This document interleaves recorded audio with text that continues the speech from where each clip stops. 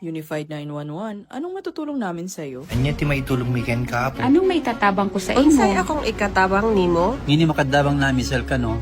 Sa anumang wika o dialekto, may tulong na darating sa iyo.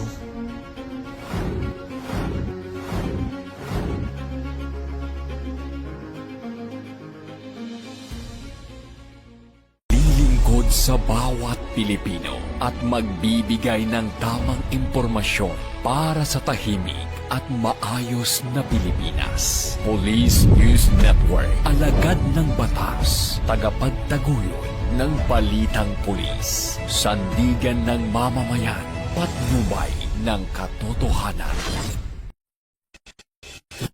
Kampo Krame, maghahatid ng pinakahuling kaganapan at nagbabagang balita. Ito ang PNN Police News Network. At ngayon, ang inyong mga tagapagbalita.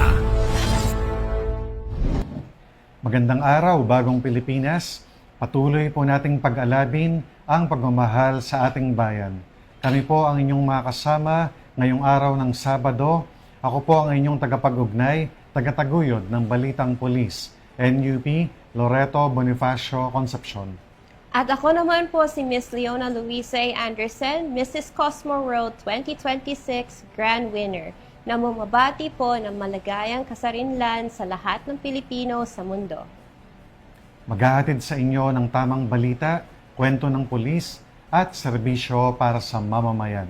At ito ang PNP News Online. Ang panghunahing balita ng Police News Network, alagad ng batas, tagataguyod ng balitang pulis.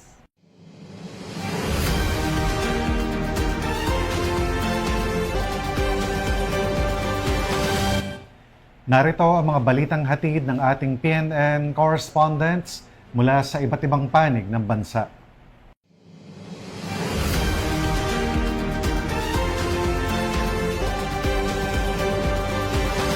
Alinsunod sa layuning magkatid ng liwanag at serbisyong pangkomunidad sa ilalim ng patuloy na pagpapatupad ng Benguet PPO Pag-PTED Pailaw Project, muling namahagi ng mga solar-powered lights ang Benguet Police Provincial Office sa pamumuno ni Provincial Director Police Colonel Janicia D. Bonoy, katuwang ang Provincial Advisory Group for Police Transformation and Development na pinamumunuan ni Governor Honorable Melchor D. Diclas.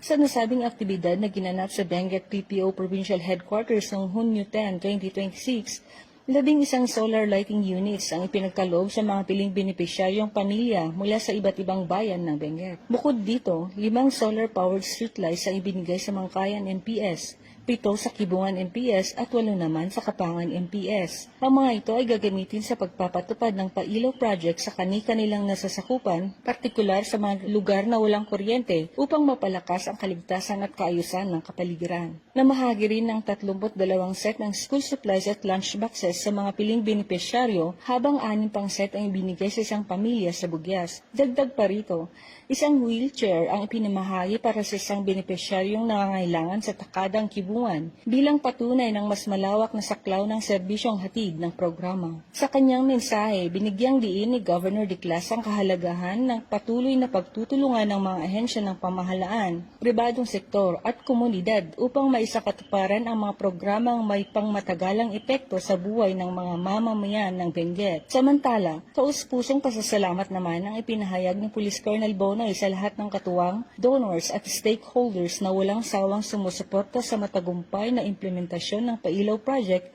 at iba pang community-centered initiatives ng Benguet PPO. Ang aktibidad ay isang patunay na matatag na dedikasyon ng Benguet PPO at Pag-PTED sa pagsusulong ng mga programang naglalayong paunlarin ang buhay ng mga nasa laylayan sa pamamagitan ng sustainable, makabuluhan at makataong serbisyo, kasabay ng pagpapalakas ng ugnayan para sa inklusibong kaunlaran sa buong lalawigan. Mula dito sa La Trinidad, Benguet, ako ang inyong PNN correspondent, Police Staff Sergeant Mary Ann M. Pardo, alagad ng batas, tagataguyod ng balitang pulis.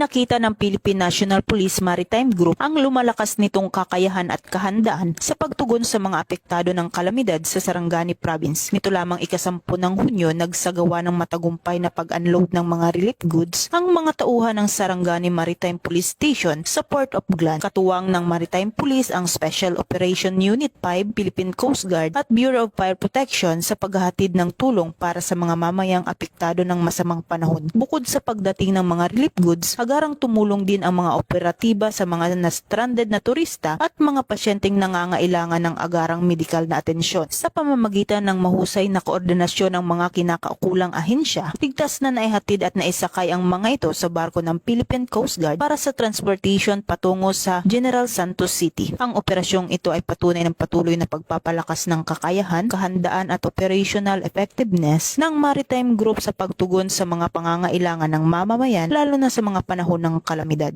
Mula dito sa Campo Crame, ako ang inyong PNN correspondent, Patroluman Dara Palogni, alagad ng batas, tagataguyod ng balitang pulis.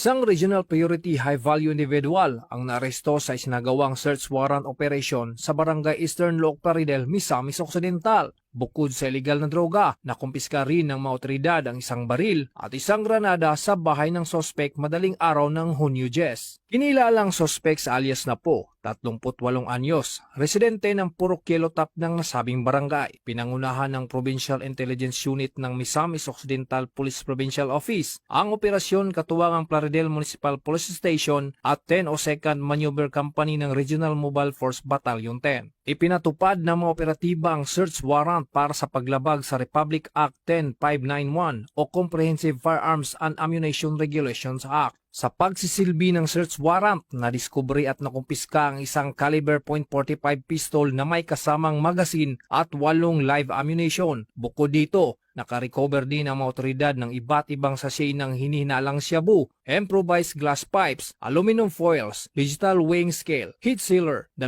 cellular phones at isang hand grenade. Ayon sa pulisya, umabot humigit kumulang 55.2 na gramo ang kabuang timbang ng mga nakumpiskang hinihinalang shabu na may tinatayang standard drug price na mahigit 375,000 pesos. Kasalukuyang nasa kustodiya ng pulisya ang sospek habang inihanda ang pagsasampa ng mga kasong paglabag sa Republic Act 9165 o Comprehensive Dangerous Drugs Act of 2002, Republic Act 10591 at iba pang kaukulang batas. Ito ang bagong PNP para sa bagong Pilipinas, serbisyong mabilis, tapat at nararamdaman.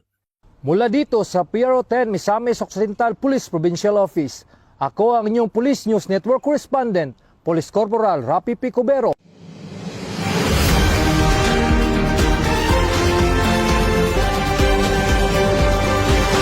Sa kampanya kontra illegal na droga, 3 anti-drug operations ang matagumpay na naisagawa na nagresulta sa pagkakaaresto ng 3 drug personalities at pagkakakumpiska ng mahigit 3 gramo ng hinihinalang shabu na may tinatayang halagang 21,000 piso. Sa kampanya laban sa mga loose firearms, 3 individual ang voluntaryong nagsuko ng kanilang mga baril bilang pakikiisa sa programang pagpapalakas ng kapayapaan at kaayusan sa lalawigan.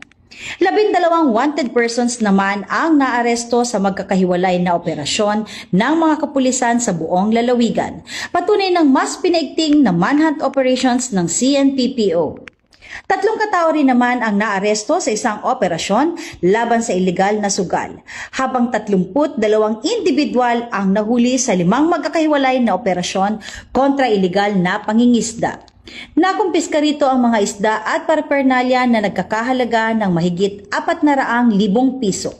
Samantala, sa kampanya laban sa Communist Terrorist Group o CTG, 3 dating taga-suporta ang voluntaryong sumuko at muling nagbalik loob sa pamahalaan. Mula dito sa Camarines Norte Police Provincial Office, ako po si Police Staff Sergeant Cecilia Caudilla, nag-uulat para sa Police News Network.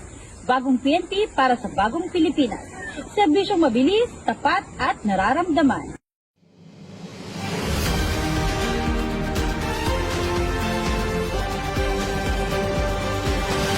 Muling ipinamalas ng mga kapulisan ang kanilang kahandaan at dedikasyon sa paglilingkod ng mabilis nilang tugunan ng isang aksidente na naganap sa Sitio Ambatak, Barangay Bayo, Bontoc Mountain Province. Agad na rumesponde ang mga tauhan ng 1501st Maneuver Company ng Regional Mobile Force Battalion 15, katuwang ang Provincial Disaster Risk Reduction and Management Office, Bureau of Fire Protection Bontoc Fire Station, Bontoc Municipal Police Station at mga voluntaryong sibilyan upang magsagawa ng rescue operation sa lugar ng insidente. Batay sa paunang investigasyon, isang motorized tricycle na minamaneho ng isang 23 taong gulang na lalaki mula sa Sitio Alimit, Barangay Hukab, Kiangan, Ifugao ang nasangkot sa aksidente. Ayon sa ulat, nawalan umano ng kontrol ang driver sa minamanehong sasakyan dahilan upang ito'y mahulog sa isang bangin. Pagkatanggap ng impormasyon hinggil sa insidente, agad na nagtungo sa lugar ang mga rumespondeng tauhan at nagsagawa ng rescue at retrieval operations. Sa pamamagitan ng maagap at sama-samang pagkilos ng mga ahensya at mga voluntaryo, matagumpay na naiahon ang sugatang driver mula sa pinangyarihan ng aksidente. Agad din siyang nabigyan ng paunang lunas bago isinugod sa Bontoc General Hospital para sa karagdagang pagsusuri at gamutan. Ang matagumpay na pagtugon sa insidenteng ito ay sumasailalim sa pagpapatupad ng 7 focused agenda ng Chief PNP, particular sa Enhanced Managing Police Operations sa pamamagitan ng maagap at epektibong pagresponde ng mga kapulisan sa isang emergency situation. Ang insidenteng ito ay patunay ng patuloy na pagsisikap ng PNP na maghatid ng mabilis, profesional at makataong serbisyo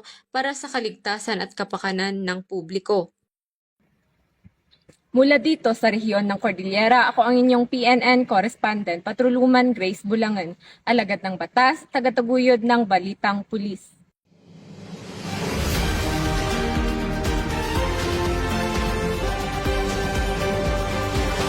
Formal nang inilunsad ng Philippine National Police ang Integrity Caravan for Ethical Policing kahapon, ika-10 ng Hunyo sa Bulwagang Lapu-Lapu, Campo Crame. Layunin ng programa na higit pang mapalakas ang integridad, pananagutan at mataas na pamantayang etikal sa hanay ng kapulisan bilang bahagi ng patuloy na reforma at pagpapaunlad sa organisasyon.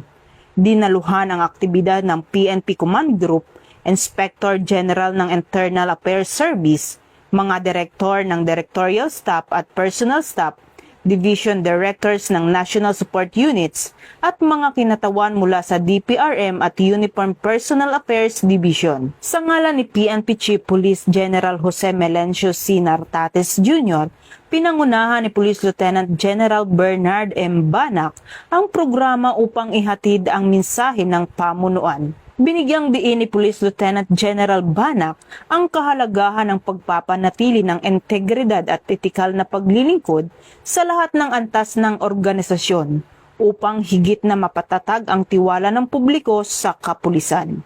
Ang Integrity Caravan ay bahagi ng mas malawak na kampanya ng PNP para sa isang mas responsable, tapat at makataong serbisyo para sa sambayanang Pilipino. Mula dito sa Campo Crame, ako ang inyong PNN correspondent, Patruluman Dara Palogni, alagad ng batas, tagataguyod ng Balitang Pulis. Bagong PNP para sa bagong Pilipinas, serbisyong mabilis, tapat at nararamdaman.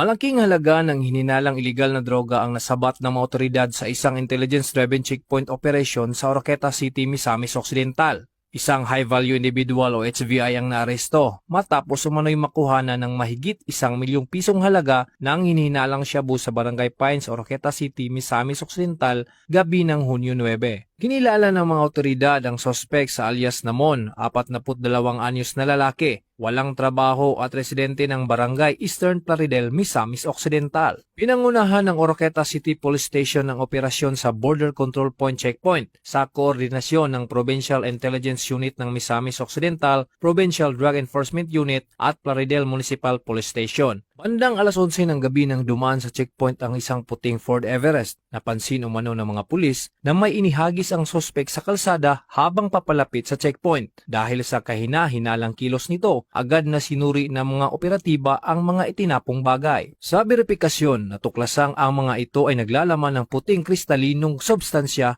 na hinihinalang shabu. Dahil dito, Isinailalim sa mas masusing inspeksyon ang sospek at ang sasakyang kanyang minamaneho. Sa operasyon, na-recover ng mga otoridad ang iba't ibang laki ng heat cell plastic sachets na naglalaman ng hinihinalang shabu, kabilang ang 6 na extra large sachets, 2 large sachets, 11 rectangular sachets, at 10 maliliit na sachets. Nakumpiska rin ang mga bag at drug paraphernalia at ang Ford Everest na sinasakyang sasakyan ng sospek.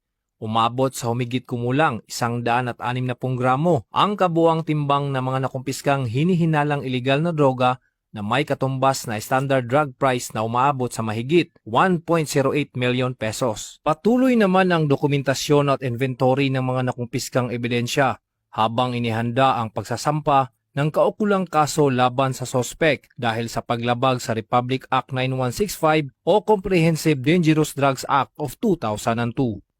Ang pagka-aresto sa sospek at pagkasabat ng mahigit 1 milyong pisong halagang hinihinalang shabu ay patunay na nanatiling matatag ang aming kampanya laban sa iligal na droga.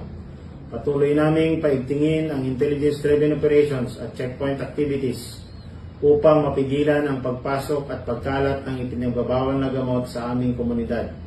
Hinikayat din namin ang mga publiko na magkipagtulungan at magbigay ng impormasyon upang sama-sama nating mapanatili ang kapayapaan at kaayusan. Patuloy rin ang panawagan ng PRO10 sa publiko na makipagtulungan sa pamamagitan ng pagbibigay ng impormasyon laban sa mga sangkot sa iligal na droga. Bagong PNP para sa bagong Pilipinas. Serbisyong mabilis, tapat at nararamdaman. Mula dito sa PRO10 Misamis Occidental Police Provincial Office, ako ang inyong Police News Network Correspondent, Police Corporal Rapi Picobero, alagad ng batas, tagataguyod ng balitang pulis.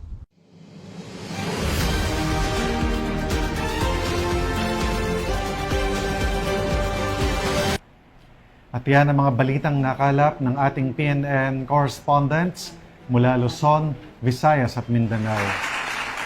At bago po tayo magtapos, nais ko pong muling magpasalamat sa lahat ng ating masusugid na manunood ng Police News Network at syempre pa sa ating special guest co-host for today ngayong araw ng Sabado na walang iba kundi si Miss Leona Luisa A. Anderson na fresh from her victory ng Mrs. Cosmo World 2026. Maraming salamat Miss Leona sa parangal na ibinigay mo sa ating inang bayang Pilipinas. Very proud Pilipina po. Nais kong magpasalamat sa lahat ng sumuporta sa akin sa laban ng Mrs. Cosmo World 2026. Patuloy ko pong isusulong ang aking mga advokasya tulad ng women empowerment, poverty alleviation, and education for all. Para sa mas malawak at mabilis na ulat ng mga balita, huwag kalimutan mag-like, follow, and share sa amin official social media accounts ng Police News Network.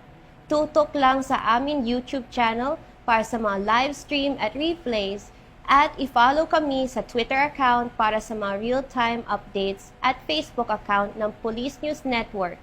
Manatiling mapagmatyag at laging alamin ang totoo. Sa ngalan ng pamunuan ng Philippine National Police, sa pangunguna ni Chief PNP, Police General Jose Melencio Nartates Jr. at sa pamumuno ni President Ferdinand Bongbong Marcos Jr., kami ay maglilingkod sa bawat Pilipino at magbibigay ng tama at balanseng balita. Bago po tayo magtapos, muling nagpapaalala po ang pambansang pulisya kaugnay sa nalalapit na parliamentary election sa Bangsamoro Autonomous Region in Muslim Mindanao. Pinapaalalahanan po ng Philippine National Police ang publiko na manatiling mapanuri at maging mapagmatsyag laban sa paglaganap ng fake news, misinformation at disinformation sa iba't ibang online platforms. Labanan ang fake news sa BRAM.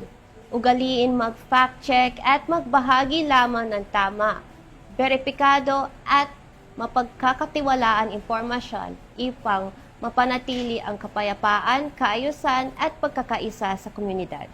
Maligayang pagbati rin kay Chief PNP, Police General Jose Melencio Nartates Jr. bilang isa sa mga nangungunang lingkod bayan sa Pilipinas. Saludo po kami, sir, sa inyong dedikasyon at tapat na paglilingkod sa sambayanang Pilipino.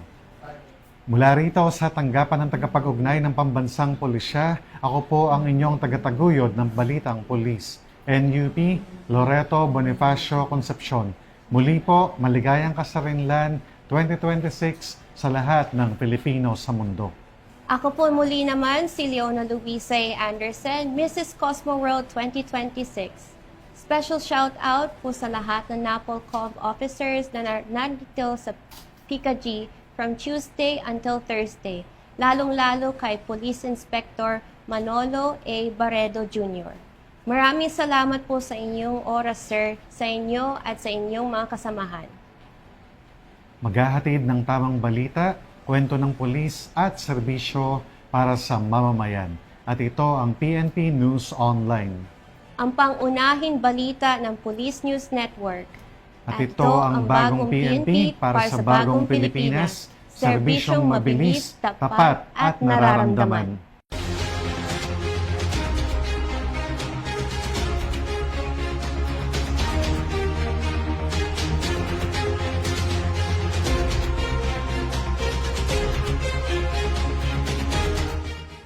Police News Network, alagad ng batas, tagapagtaguyod ng balitang pulis.